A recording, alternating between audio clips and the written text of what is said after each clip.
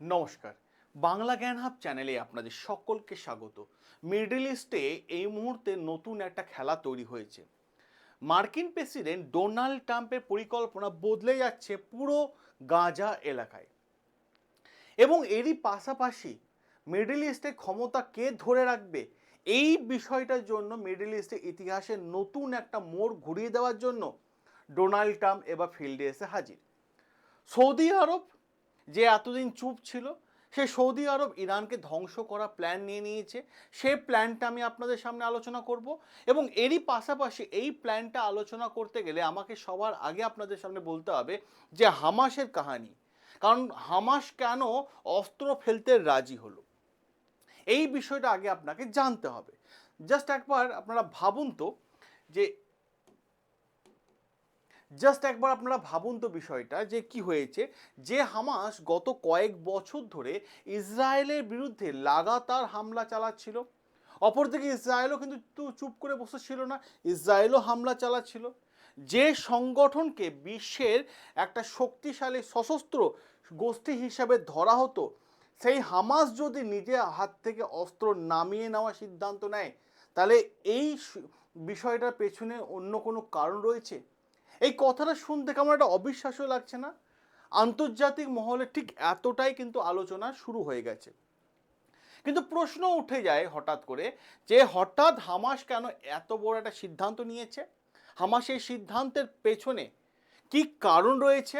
আর এর পেছনে কি শুধু যুদ্ধ করার একটা ক্লান্তি পরিবেশ, নাকি সময় কেনা বেচার একটা ইস্যু চলছে? সেই বিষয়টাও কিন্তু আমি আপনাদের সামনে এক এক করে আলোচনা করব। আর এখানে আরও একটা গুরুত্বপূর্ণ তথ্য এসে হাজির হয়ে যায়।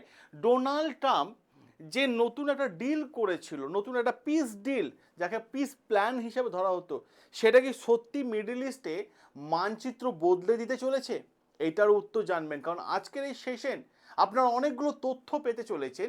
আজকের সেশনে আমরা আলোচনা করব কেন হামাস অস্ত্র ছাড়তে বাধ্য হলো, অপরদিকে গাজার ভবিষ্যৎ কি হতে চলেছে, এরই পাশাপাশি আন্তর্জাতিক বাহিনীকে কেন প্রবেশ করার পারমিশন দিচ্ছে গাজায়, এবং এরই পাশাপাশি পুরো ঘটনা কে সব থেকে বেশি লাভবান, এবং এর সাথে যে বিষয়টা সব থেকে জড়িয়ে আছে, সৌদি আরব ইরানকে ধ্বংস করার যে প্রপার প্ল্যান নিয়েছে, সে প্ল্যান এবং সৌদি আরবের সাথে কোন কোন দেশ দাঁড়িয়ে আছে। অতএব ভিডিওটা শেষ পর্যন্ত দেখুন, কারণ অনেকগুলো তথ্য আজকের এই সেশনে আপনারা পেতে চলেছেন, এবং লাস্টের তথ্য তো আরও গুরুত্বপূর্ণ রয়েছে। দেখুন, সবার প্রথমে যদি আমরা হামাসের প্রসঙ্গটা আনি, হামাসকে নিয়ে, তাহলে প্রশ্ন অনেকগুলো উঠে আসে। হামাস অস্ত্র ফেলতে সম্মত জানিয়েছে, বিষয়টা কি?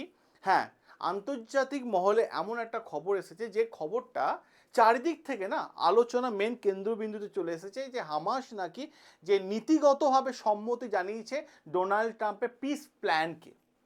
এবার প্রশ্ন হচ্ছে, হামাসের কাছে কি কি অস্ত্র রয়েছে? রকেট আছে, মিসাইল আছে, রকেট লঞ্চার আছে, ভারী অস্ত্র আছে, মানে বিস্ফোরক আছে, এসব সব রয়েছে। সব কিন্তু ধীরে ধীরে তাদেরকে থেকে সরিয়ে নেওয়ার জন্য তারা হামাস সম্মতি জানিয়েছে, এবং এরই পাশাপাশি শুধু সম্মতি জানিয়েছে এটা নয়, ভবিষ্যতে হামাস আর কোনো দিন সামরিক সংগঠন হিসাবে দেখা হবে না, সেই পর্যায়ে কিন্তু আলোচনা শুরু হয়ে গেছে। আর যখনই সেই পর্যায়ে আলোচনা শুরু হয়ে যায়, তখনই এসে হাজির হয় নতুন একটা বড় পরিবর্তন। কেন এই সিদ্ধান্ত হঠাৎ করে হামাস নিল? অনেকেই ভাবছেন আপনারা, এই প্রশ্নের উত্তরটা আমি আপনাদের দিচ্ছি। দেখুন, প্রশ্ন হচ্ছে হামাস হঠাৎ করে শান্তিপ্রিয় হয়ে গেল কেন, এটাও আপনারা ভাবছেন। উত্তরটা এতটা কিন্তু না সহজ নয়, কারণ দীর্ঘ কয়েক বছর ধরে তারা সংঘর্ষ করছে। গাজার অধিকাংশ অবকাঠামো এই সংঘর্ষের ফলে ধ্বংস হয়ে গেছে, ইনফ্রাস্ট্রাকচার ধ্বংস হয়ে গেছে, হাজার হাজার মানুষ বাস্তুচ্যুত হচ্ছে, ঘর ছেড়ে অন্য জায়গায় বসতি স্থাপন করছে, অর্থনীতি একদম ভেঙে পড়েছে। আর ঠিক এমনই পরিস্থিতিতে আন্তর্জাতিক মহলে নতুন এক সমাধানের দিকে কিন্তু এগিয়ে যাচ্ছে। সেই সমাধান কি? সেই সমাধান হচ্ছে যে গাজা এলাকাকে, পুরো গাজা স্ট্রিপকে কি করা হচ্ছে, অস্ত্রীকরণ মানে নিরস্ত্র করে দেওয়া হচ্ছে, যে কোনো আর অস্ত্র সেখানে থাকবে না। আর এই সমস্ত প্ল্যানের মাথা হচ্ছে ডোনাল্ড ট্রাম্প। হ্যাঁ, ডোনাল্ড ট্রাম্প কি বলছে? মার্কিন president Donald Trump piece plan যেটা তৈরি করেছিল সেটা আন্তর্জাতিক লেভেলে কিন্তু আলোচনা শুরু হয়ে গেছিল, মারাত্মক লেভেলে আলোচনা শুরু হয়ে গেছিল। আর এই আলোচনার মেন লক্ষ্য কী ছিল?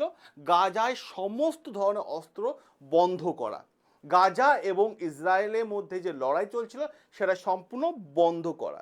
তাহলে প্রশ্ন এখানে ওঠে যে শুধু কি যুদ্ধ বন্ধ করলেই হবে না? ডোনাল্ড ট্রাম্পের চুক্তি শুধু যুদ্ধ বন্ধ করলে হবে না, যুদ্ধ যাতে আরো ভবিষ্যতে না হয় সেই ব্যাপারটাও দেখতে হবে। তাই ডোনাল্ড ট্রাম্প দাবি করেছিলেন যে গাজার মধ্যে কি করা হবে? গাজার মধ্যে একটা পূর্ণ সরকার সংগঠন মানে গঠন তৈরি করতে হবে এবং পরিস্থিতি সশস্ত্র সংগঠন বাহিনীকে পরিচালনা করবে পুলিশ বাহিনী, এবং সেই পুলিশ বাহিনীও তৈরি করবে কারা? আন্তর্জাতিক মহলের লোকেরা কিন্তু সেই তার ট্রেনিং দেওয়া শুরু করবে এবং হামাসের কাছ থেকে সমস্ত অস্ত্র কেড়ে নেওয়া হবে। এবার প্রশ্ন হচ্ছে, হামাস সমস্ত অস্ত্র জমা দেবে? হামাসের কাছে থাকা সমস্ত অস্ত্র আন্তর্জাতিক পর্যায়ে লেভেলে সেগুলোকে নিয়ে আসা হবে, অর্থাৎ একটাও রকেট হামাসের কাছে থাকবে না, একটাও মিসাইল হামাসের কাছে থাকবে না, একটাও রাইফেল হামাসের কাছে থাকবে না। এমনকি যদি বাস্তবায়িত হয় তাহলে হামাস আর আগের মতো শক্তিশালী তার অস্তিত্ব ধরে রাখতে পারবে না। এইটাই ছিল ডোনাল্ড ট্রাম্পের পিস প্ল্যান। এরপর কি হলো? এখানেই শেষ নয়, কিন্তু এরপরও আরও কাহানি আছে। এখান থেকে শুরু হয়ে যায় গাজার নতুন একটা অধ্যায় তৈরি। কারণটা কি? কারণ অস্ত্র সরিয়ে নেওয়ার পর সেখানে গঠন করা হবে নতুন একটা ফিলিস্তিনি পুলিশ বাহিনী। সেটাও কিন্তু ডোনাল্ড ট্রাম্প তার পিস প্ল্যানে রেখেছেন। আর এই পুলিশ বাহিনী কিন্তু পুরো গাজা এলাকায় নিরাপত্তা রক্ষার দায়িত্বে থাকবেন, কোনো সামরিক অভিযান চালাতে দেবে না এই পুলিশ বাহিনী। এবং এই পুলিশ বাহিনী প্রশিক্ষণ, এই পুলিশ বাহিনীর বেতন এবং এই পুলিশ বাহিনী কাজে অপারেশন সমস্ত কিছুই হবে আন্তর্জাতিক লেভেল থেকে অপারেট করা হবে। এবং গাজার মধ্যে আন্তর্জাতিক বাহিনী সবচেয়ে গুরুত্বপূর্ণ বিষয়। এটা গাজায় শুধু পুলিশ বাহিনী নয়, আন্তর্জাতিক লেভেলেও কিন্তু পুলিশ বাহিনী গাজার মধ্যে থাকবে। আর এই বাহিনী কাজ করবে সাধারণ মানুষ, গাজার মধ্যে যে সাধারণ মানুষ আছে তাদের নিরাপত্তা দেবে, যুদ্ধবিরতি থেকে বজায় রাখবে, মানুষকে মানবিকতার সাহায্য, ঔষধ, জল সমস্ত কিছু পৌঁছে দেবে এবং পুলিশ বাহিনীকে প্রশিক্ষণ দেবে। আর এইখানেই কিন্তু জাতিসংঘের এক কাঠামোর সাথে কিন্তু গাজাকে তুলে আনা হবে, এমনটাই কিন্তু আন্তর্জাতিক মহলে এই রিপোর্টটা আসছে। এবং গাজা কি করা হবে? গাজা পুনর্গঠন করা হবে। হ্যাঁ, ঠিকই শুনছেন, গাজায় পুনর্গঠন করা হবে, যেখানে পরিষ্কারভাবে বলা হচ্ছে যে যুদ্ধের কারণে গাজার অনেক হাসপাতাল ধ্বংস হয়েছে, স্কুল ধ্বংস হয়েছে, রাস্তা ধ্বংস হয়েছে, বিদ্যুৎ ব্যবস্থা ভেঙে পড়েছে এবং এই অবস্থায় পরিকল্পনা রয়েছে গাজাকে নতুনভাবে, ডোনাল্ড ট্রাম্পের পিস প্ল্যানে লেখা যে গাজাকে নতুনভাবে সাজানো হবে। সেখানে নতুন হাসপাতাল, নতুন স্কুল, নতুন রাস্তা, নতুন আবাসন এবং কি অর্থনৈতিক দিক থেকেও গাজায় আর কি প্ল্যান করা যায় ডেভেলপ করার জন্য, সেটাও কিন্তু ডোনাল্ড ট্রাম্পের পিস প্ল্যানের মধ্যে রয়েছে। অর্থাৎ যুদ্ধ বিধ্বস্তির ফলে গাজাকে আবার আগের জায়গায় ফিরিয়ে আনার পরিকল্পনা ডোনাল্ড ট্রাম্পের এই পিস প্ল্যানের মেন উদ্দেশ্য। এবার প্রশ্ন হচ্ছে, প্রথম 72 ঘন্টা হচ্ছে মারাত্মক লেভেলে একটা গুরুত্বপূর্ণ অধ্যায়। কেন বলা হচ্ছে? এই পরিকল্পনার একটা গুরুত্বপূর্ণ অংশ হলো যুদ্ধবিরতি কার্যকর হওয়ার পর খুব অল্প সময়ের মধ্যে যে সমস্ত ইসরায়েলের লোকেদেরকে গাজায় হামাস বন্দি করে রেখেছে তাদেরকে ছেড়ে দিতে হবে। এরই পাশাপাশি গাজায় যাতে দ্রুত খাদ্য, ঔষধ, চিকিৎসা ব্যবস্থা, জল মানুষের কাছে পৌঁছে দেওয়া যায় সেই ব্যবস্থাও কিন্তু ডোনাল্ড ট্রাম্পের পিস প্ল্যানে উল্লেখ করা আছে। কারণ যুদ্ধ থামলে মানুষের জীবনে স্বাভাবিক পর্যায়ে নেমে আসে না, সেটা স্বাভাবিক পর্যায়ে আসতে সময় লাগে। ডোনাল্ড ট্রাম্প জানিয়ে দিয়েছে যে প্রথম 72 ঘন্টার মধ্যে পুরো গাজা এলাকায় খাদ্য, জল, ওষুধ, চিকিৎসা, মেডিসিন সব পৌঁছে যাবে। এখানেই থেকে সব থেকে বড় প্রশ্ন উঠে আসে। সে প্রশ্ন হচ্ছে যে যদি হামাস অস্ত্র ফেলে দেয় তাহলে এতদিন যারা সমর্থন করেছিল তারা কি চুপ করে বসে থাকবে, নাকি মিডল ইস্টে শুরু হতে চলেছে নতুন কোনো রাজনৈতিক খেলা? এইটাই বড় ইস্যু। কারণ আজকে এই প্রশ্নের উত্তরে লুকিয়ে আছে আরও গুরুত্বপূর্ণ কিছু তথ্য। কারণ এমন একটা বিষয় আমি আপনাদের সামনে আলোচনা করতে চলেছি, এই এখানে এই ভিডিওর মাধ্যমে যারা দেখার পর আপনি হয়তো অবাক হয়ে যাবেন, সৌদি আরব যখন হামাস এরকমভাবে শান্ত হওয়ার প্ল্যান চলছে ডোনাল্ড ট্রাম্পের পিস প্ল্যানে, তখনই সৌদি আরব হঠাৎ করে ঘোষণা করে দিল। কি ঘোষণা করলো দেখুন, সৌদি আরবে বড় ঘোষণা, ইরানকে ধ্বংস করার একটা বড় প্ল্যান।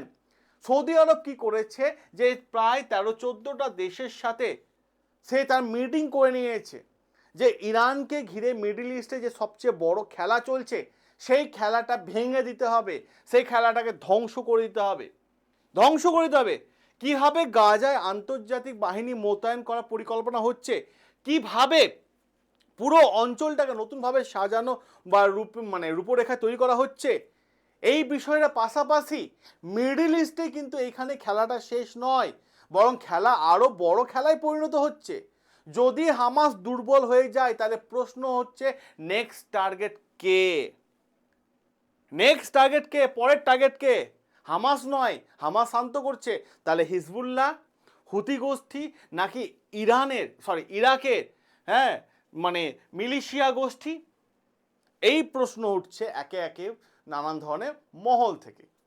এইখান থেকে প্রশ্ন হচ্ছে যে ইরানের যে প্রক্সি গ্রুপগুলো আছে সেগুলোকে দুর্বল করা পরিকল্পনা উঠে আসছে।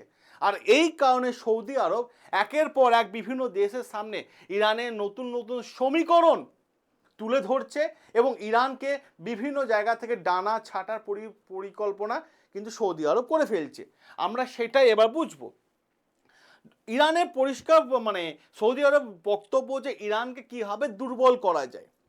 আন্তর্জাতিক বিশ্লেষকের মতে বর্তমানে কৌশল আর আগের মতো নয়। আগে সরাসরি ইরানের বিরুদ্ধে হামলা আলোচনা বেশি হতো, কিন্তু এখন প্ল্যান পুরো সরে গেছে। কি সরে গেছে?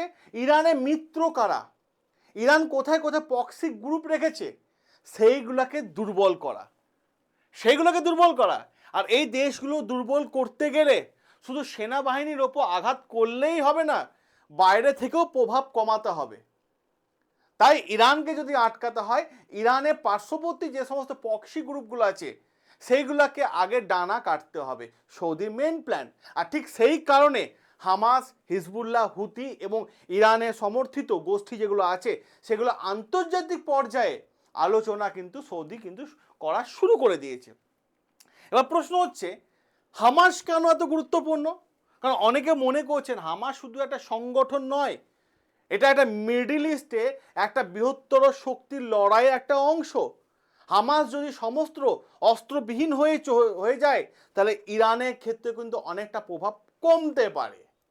এটা হচ্ছে মেন জায়গা, ইরানের ক্ষেত্রে অনেকটা প্রভাব কমতে পারে। আর একই রকম হিজবুল্লাহর ওপরও চাপ বাড়তে পারে। তাই মিডল ইস্টের শক্তি ভারসাম্য বড় একটা পরিবর্তন আসতে চলেছে। এবং সৌদির এখন বড় পরিকল্পনা কি, এটা এখন বড় আলোচনার বিষয় এই মুহূর্তে। বর্তমান সময়ে দেখা যায় আরবের নিরাপত্তা এবং সামরিক কৌশল আন্তর্জাতিক মহলে মারাত্মক লেভেলে আলোচনা শুরু হয়ে গেছে। বিশেষ করে লোহিত সাগর, বাব আল মন্দর প্রণালী, এর পাশাপাশি হরমুজ প্রণালী, এই 3টে সামুদ্রিক পথ দিয়ে সৌদি বিশ্বে বিভিন্ন দেশকে তেল পাঠিয়ে থাকে। তো এই 3টে পথই হয়ে গেল বর্তমান সময়ে সব থেকে বিপজ্জনক পথ। কারণ এই 3টে পথে কিন্তু কোথাও হুতি গোষ্ঠী, কোথাও ইরান নিজে, ঠিক আছে, আক্রমণ করার পরিকল্পনা করছে, আক্রমণ করছে। এবার সৌদির কাছে আরেকটা অস্ত্র আছে, সেটা হচ্ছে ইজিপ্টের রাস্তা হয়ে তেল বাইরে বিভিন্ন দেশে পাঠানো। তো প্রশ্ন হচ্ছে এই জায়গাটাতে যে ইরানের যদি আজকে অর্থনীতি বন্ধ হয়ে যায়, কারণ এই 3টে রুট, এই 3টে রাস্তা যদি হঠাৎ করে বন্ধ হয়ে যায় তাহলে ইরানের অর্থনীতি ভেঙে পড়বে এবং ইরান মারাত্মক লেভেলে বিপুল পরিমাণ ক্ষতির দিকে এগিয়ে যাবে। এই রুটগুলো অচল হয়ে যায় তাহলে শুধু সৌদি নয়, বিশ্বে অর্থনীতি, কারণ সৌদি তেল পাঠাতে পারবে না, ঠিক আছে, কিন্তু তেল তো বিশ্বে বিভিন্ন দেশ পাবেও না, তাহলে বিশ্বের অর্থনীতিতে বড় ধাক্কা। তাই হুতি গোষ্ঠী নিয়েও কিন্তু বড় একটা পরিকল্পনা করছে সৌদি গোষ্ঠী। সেখানে কি হয়েছে, ইয়ামিন সরকারে, হুতি গোষ্ঠী আছে কোথায়? ইয়ামিন দেশে। ইয়ামিন সরকারের সাথে হুতি গোষ্ঠী একটা বড় লড়াই শুরু হয়ে গেছে। এই হুতি গোষ্ঠীকে দীর্ঘদিন ধরে ফান্ডিং করছে ইরান এবং এই হুতি গোষ্ঠীকে দীর্ঘদিন ধরে নানান রকম অস্ত্রশস্ত্র দিচ্ছে ইরান, যার ফলে ইয়ামিন সরকার পরিষ্কার জানিয়ে দিয়েছে যে হুতি গোষ্ঠীর সাথে ইয়ামিনের কোনো সম্পর্ক নেই, এটা হচ্ছে ইরানের প্রক্সি গ্রুপ। তাই এই হুতি গোষ্ঠীর সাথে কিন্তু ইরানে লড়াই শুরু। অনেকে বলা শুরু করছে যে 2013 সালে হুতি গোষ্ঠী এবং ইয়ামিনের মধ্যে যে লড়াই ছিল, গৃহযুদ্ধ, সেটা আবার সামনের দিকে এগিয়ে আসছে। আর এই সৌদি আরবে বিভিন্ন দেশে সমুদ্র পথে নিরাপত্তা আরও জোরদার করার জন্য সৌদি বিভিন্ন দেশের সাথে এখন ইরানকে আটকানোর বড় পরিকল্পনা করছে। এবং তার জন্য সে কি করেছে, 13টা দেশের সাথে বিভিন্ন বিষয় নিয়ে আলোচনা শুরু, কারণ সৌদি আরবের নেতৃত্বে একাধিক সুন্নি সংখ্যাগোষ্ঠী দেশ রয়েছে। এবার প্রশ্ন আছে শিয়া সুন্নির বিষয়টা। এবার আপনারা দেখুন এখানে গুরুত্বপূর্ণ আরেকটা জায়গা, যে সৌদি দেশগুলোর মধ্যে সৌদি হচ্ছে সুন্নি দেশ এবং ইরান হচ্ছে শিয়া দেশ। আর এই আলোচনায় বেশ সৌদি আলোচনায় এই মিডল ইস্টের পাশাপাশি এশিয়ার কয়েকটা দেশের নাম উঠে আসছে। তবে এখানে একটা বিষয় জেনে রাখা ভীষণ জরুরি, এই ধরনের জোট বা সামরিক পরিকল্পনা দাবি আন্তর্জাতিক মহলের সামনে নিশ্চিত নয়, কারণ বিভিন্ন তথ্য থেকে উঠে আসছে, ঠিক আছে, নানান খবরাখবর, নানান রিপোর্ট, কারণ আঞ্চলিক নিরাপত্তা জোরদার করার চেষ্টা চলছে, তা নিয়ে কোনো সন্দেহ নেই। শিয়া সুন্নি পূর্ণদ্বন্দ্বের নতুন একটা অধ্যায় আবার দেখা যাচ্ছে। বিষয়টা কি, মিডল ইস্টে বুঝতে গেলে আপনাকে মিডল ইস্টের রাজনীতিকে আগে বুঝতে হবে। মিডল ইস্টের রাজনীতি কি? দেখুন, মিডল ইস্টের রাজনীতি হচ্ছে শিয়া এবং সুন্নি দ্বন্দ্ব, আজকের দ্বন্দ্ব নয়, এটা কয়েক শত শত বছর আগেকার দ্বন্দ্ব। 1979 সালে ইরানি বিপ্লবের পর এই লড়াই নতুন একটা মাত্রা পেয়ে যায়। তখন ইরান নিজেকে শিয়া এবং সৌদি নিজেকে সুন্নি হিসেবে পরিচিত দেওয়া শুরু করে দেয়, বিশ্বের অন্যতম দেশ হিসেবে দেওয়া শুরু করে দেয়, যার ফলে রাজনৈতিকগত, কূটনৈতিকগত এবং আঞ্চলিকের নেতৃত্ব, এই তিনটে বিষয়ে মতবিরোধ কিন্তু মারাত্মক লেভেলে দেখা যায়। আর এই মতবিরোধ এসে পৌঁছে গেছে বর্তমান যুদ্ধে সমুদ্রপথের ওপর। জাস্ট একবার ভাবুন তো, যদি হরমুজ প্রণালী বর্তমান সময়ে বন্ধ হয়ে যায় তাহলে কি হবে? তেলের দাম হু হু করে বেড়ে যাবে, সৌদি আরব রপ্তানিগ্রস্ত বিশ্বে বিভিন্ন দেশকে তেল বিক্রি করতে পারবে না, তারও আর্থিক অবস্থা খারাপ হয়ে যাবে, বিশ্বে বিভিন্ন দেশের আর্থিক অবস্থা খারাপ হয়ে যাবে, গোটা বিশ্বে অর্থনৈতিক বিপ্লব শুরু হয়ে যাবে। আর সেই কারণে এই সমুদ্রপথকে নিরাপদ রাখার জন্য সৌদি বিভিন্ন দেশের সাথে এই মুহূর্তে সে তার মিটিং করে আছে এবং জানিয়ে যাচ্ছে। আর এই প্রসঙ্গে ট্রাম্পের বড় লক্ষ্য কি? ট্রাম্পের বড় লক্ষ্য হচ্ছে, ডোনাল্ড ট্রাম্পের পরিকল্পনার উদ্দেশ্য যে মিডল ইস্টে দীর্ঘমেয়াদী স্থিতিশীল ফিরিয়ে আনা। যদি হামাস অস্ত্র ফেলে দিতে রাজি হয়, গাজায় যদি নতুন প্রশাসন গড়ে ওঠে এবং আঞ্চলিক দেশগুলো যদি নতুন কাঠামো তৈরি হয়, তাহলে ভবিষ্যতে এই সংঘাত কমাতে পারবে সৌদি এবং ইরানের মধ্যে, এমনটাই ডোনাল্ড ট্রাম্পের দাবি। কিন্তু প্রশ্ন থেকেই যাচ্ছে, সব কিছু কি এতটাই সহজ? হামাস কি সত্যি পুরো অস্ত্র ফেলে দেবে? তাহলে হিজবুল্লাহ কি করবে? ইরান কি চুপ করে বসে থাকবে? হুতি কি হামলা বন্ধ করবে? নাকি এই ঘটনাগুলো মিডল ইস্টের নতুন একটা লড়াইয়ে সূচনা তৈরি করছে? আজকে দিনে দাঁড়িয়ে সব থেকে বড় প্রশ্ন। একটা বিষয় পরিষ্কার, পুরো জলের মধ্যে ক্লিয়ার, মিডল ইস্ট এখন শুধু যুদ্ধ নয়, মিডল ইস্টে এই মুহূর্তে চলছে কূটনৈতিক, সামরিক কৌশল এবং আঞ্চলিক নেতৃত্বে একটা বিশাল লড়াই। শেষ পর্যন্ত কে জিতবে তার সময় বলবে। কিন্তু প্রশ্ন হচ্ছে, একটা বিষয় নিয়ে নিশ্চিত, আগামী কয়েক মাসে মিডল ইস্টে জন্য একটা অত্যন্ত গুরুত্বপূর্ণ বিষয় হতে চলেছে। এই বিষয়টা না দেওয়ার পর আপনার কি রায়, আপনার কি মতামত? অতি অবশ্যই আপনার রায় এবং আপনার মতামত কমেন্ট বক্সে তুলে ধরুন। দেখা হবে আপনাদের সাথে নতুন আরও একটা গুরুত্বপূর্ণ আপডেট নিয়ে।